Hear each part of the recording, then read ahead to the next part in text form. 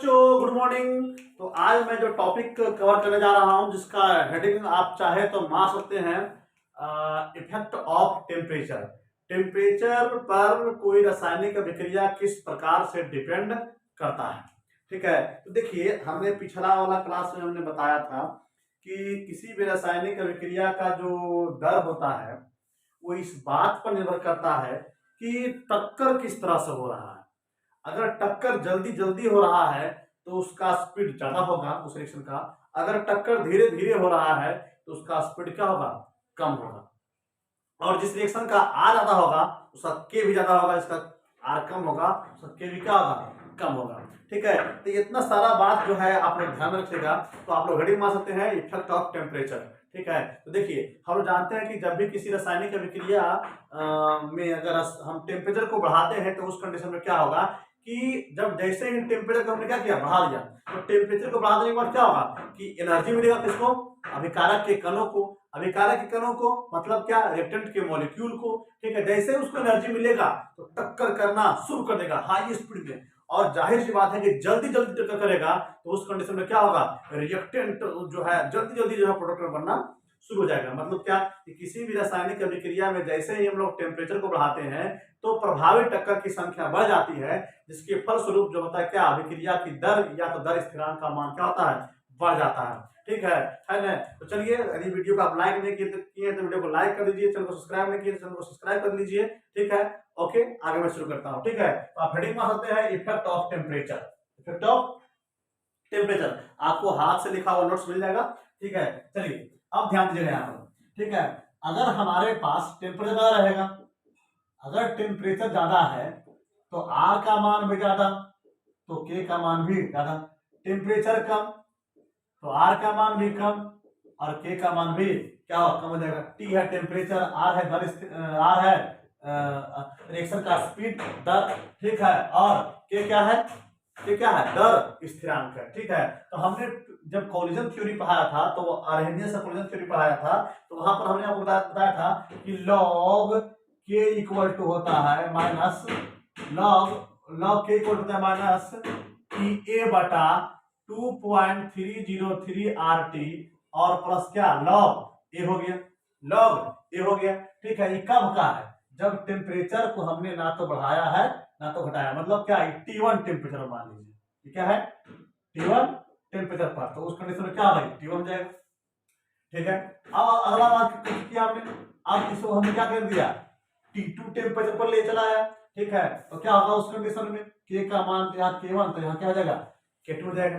ठीक है, तो उस कंडीशन में क्या होगा, माइनस ई ए बटा 2.303 आर T2 और प्लस क्या, लॉग ए हो गया। ठीक है, ई हो गया इक्वेशन नंबर 1 और ये हो गया इक्वेशन नंबर 2 हो गया। मतलब क्या कि T1 टेम्परेचर पर के का मान अलग हो गया और T2 टेम्परेचर पर के का मान क्या हो गया, अलग हो गया।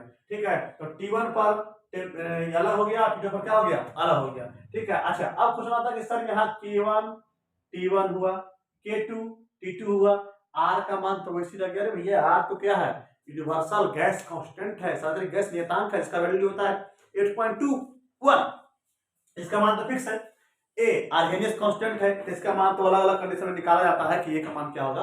ठीक है, और यहाँ ई ए संकीर्ण ऊर्जा, तो यहाँ पर मान चलिए कि संकीर्ण ऊर्जा में हमने कोई अंतर नहीं लाया है।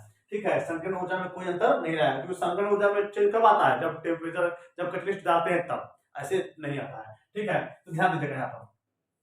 अब क्या होगा यहाँ पर, अब क्या होगा यहाँ पर, इक्वेशन 1 घटा 2 कीजिए। अब 1 घटा 2 कीजिए तो वही कहानी आएगी, और 2 घटाओ 1 कीजिए तो पर भी वही कहानी आएगी। तो क्या बोलेंगे यहाँ पर, log K1 minus log K2 minus E A बटा 2.303 RT1 plus log A minus E A बटा 2.303 RT2 प्लस log A। ठीक है, अब क्या, log के हम जानते हैं log m minus log n, क्या K1 बटा K2 माइनस ई ए बटा 2.303 RT1 plus log A minus minus plus E A बटा 2.303 R T2 minus log A plus minus minus. अब क्या होगा, इसे क्या हो गया, कट गया, तो क्या होगा यहाँ पर लॉग K1 बाई K2। अब क्या होगा, इसमें से इसको घटाइए, मतलब ढंग से इरेज कीजिए इसको, ठीक है। तो ई ए बटा 2.303 R T2 minus E A बटा 2.303 आर T1। सो क्या होगा यहाँ से ई ए बटा 2.303 आर 1 बटा T2 माइनस 1 बटा T1। अब क्या होगा यहाँ से लॉग K1 बटा K2 equal to E A बटा 2.303 आर और क्या है ले लीजिए T1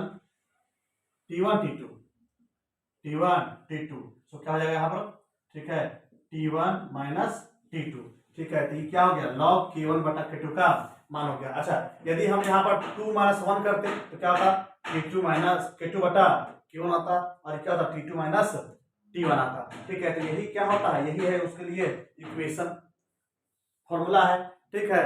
तो आपने देखा क्या, अच्छा अगर यहाँ पर के बारे में बात आ गया, ठीक है, अगर आर के बारे में आता तो कुछ ऐसा हो जाता, क्योंकि जिसके लिए आर का मान ज्यादा, जिसके लिए आर का मान ज्यादा उसके लिए के का मान ज्यादा, जिसके लिए आर का मान कम उसके लिए आर का मान, जिसके लिए के का मान ज्यादा उसके लिए आर का मान भी ज्यादा, जिसके लिए के का मान कम उसके लिए आर का मान भी, मतलब अगर आर का मान कम रहेगा तो के का मान कम रहेगा, आर का मान ज्यादा रहेगा तो के का मान भी ज्यादा रहेगा, ठीक है ना। तो इस तरह से हमने देखा कि किसी भी रासायनिक अभिक्रिया का जो दर होता है वो टेम्परेचर पर किस प्रकार से निर्भर करता है।